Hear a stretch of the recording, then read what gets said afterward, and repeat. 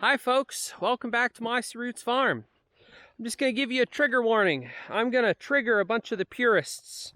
I'm going to trigger a bunch of the, I don't know what you want to call them, the grazing activists, whatever you want to call the nut jobs out there that say X, Y, and Z about grazing, and if you don't follow their ruling, you're nothing. I'm feeding hay in the summertime. I know a lot of you are going to say, well, just sell some cows. Well, I definitely could.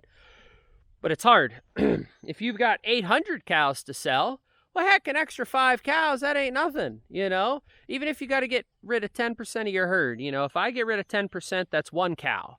You know, if you get rid of 10%, it's 80 cows, you know? But the difference between 10% and 20% for me is 1 to 2 cows, where the difference between 10% and 20% for someone with 800 would be, well, 80 or 160 cows, you know?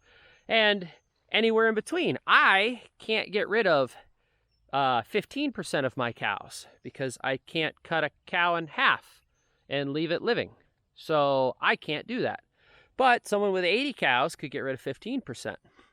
So that's why I can't get rid of cows. I only have 12 or 14, I forget exactly how many, but half of those are babies and some of those are yearling heifers. One of them we're trying to sell, but just seems difficult to sell right now with the way the weather's been going this year. And so, but anyhow, so the reasoning for feeding hay and not grazing.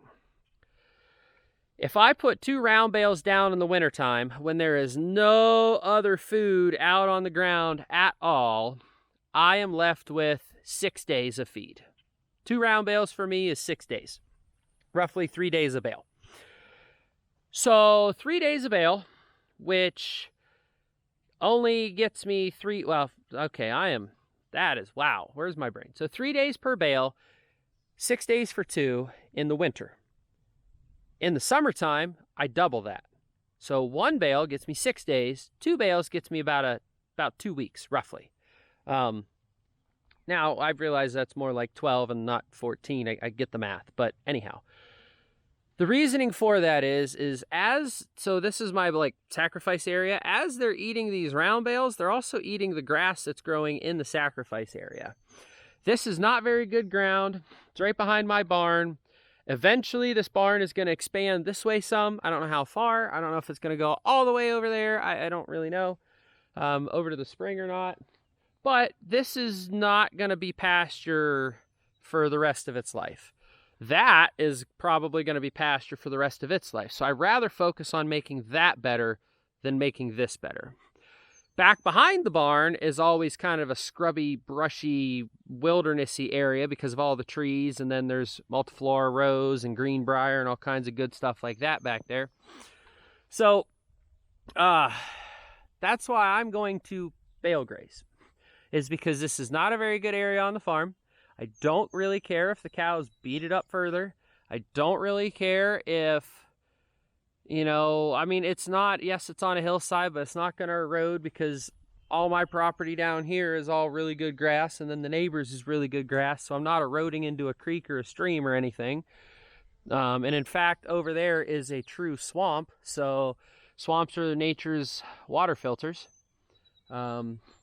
But I have decided that I think I need to get round bales out here because I would rather feed 2 bales in the summer and get 12 days than feed 2 bales in the winter and get 6. I can feed them. We have the hay readily available. It's cheaper right now because people are just trying to figure out what they have. Like, I've got to deal with a local farmer right now where I'm going to buy hay from the field next door. He's going to take $5 off because I'm pulling it out of the field myself. He might be taking that $5 off if I paid him for it ahead of time and bought it right there and he didn't have to deal with it. I don't know, but you find deals like that if you do this stuff in the summer.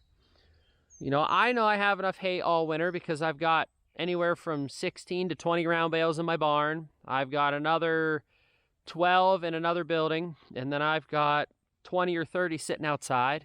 Plus, we just did second cut. Plus, I'm going to buy second cut from the neighbor's field. So I'll end up with hay and not worry about it. And because second cut was done so early, I'm actually going to be able to graze the hay field really well. And that's going to turn out really nice this year too. So I'm going to extend my grazing season with that. But I would much rather, like I say, feed hay now when it's dry, when I'm not going to be compacting the soil as badly as in the wintertime and it's mucky. I'd rather feed right now where the cows do have access to the barn. So if we ever had to give them additional feed or supplements, we could. Check on their health, we could. And maybe 2 weeks is not going to help this one, but I know 2 weeks is going to help that one up there, because that one had the same rest that this guy got over here, and that is terrible and this is great. This is probably good for 4 to 6 days right now of grazing. That one back there I got 2 days out of. So I want to try and get more rest out here, because I'm short on rest days as it is, and I will be for a couple years, because as soon as this cornfield is done in 2 years being a cornfield, then we can extend our pasture up there and I won't have to worry about this. Also, because I bale grazed this whole section last year and it was like the muddiest winter I ever remember, that whole section's been out of the loop all year, and it'll continue to be out of the loop all year because it's that bad. Got a lot of datra in it. I think that's what the weed is called. I don't know, some people on the internet told me that's what it's called. So, but anyhow, ranting and raving's over.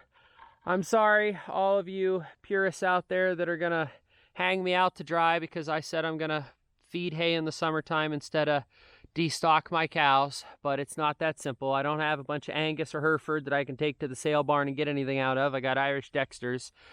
Take those to the sale barn, you literally get pennies on the pound because they're small cows. Nobody wants them because processing's so ridiculously expensive for them. Even though they have some of the best marbled, that's what it is. They have some of the best marbled steaks out there. They fight up against the Anguses and the Wagyus, and nobody really knows about them. That's why they're not mainstream. Plus, they'd cost more to process and all of that, so that's why they're not mainstream. But anyhow, thank you guys so much for watching, and sorry if I gave you a heart attack, but hopefully you survive for the next one. See you guys later.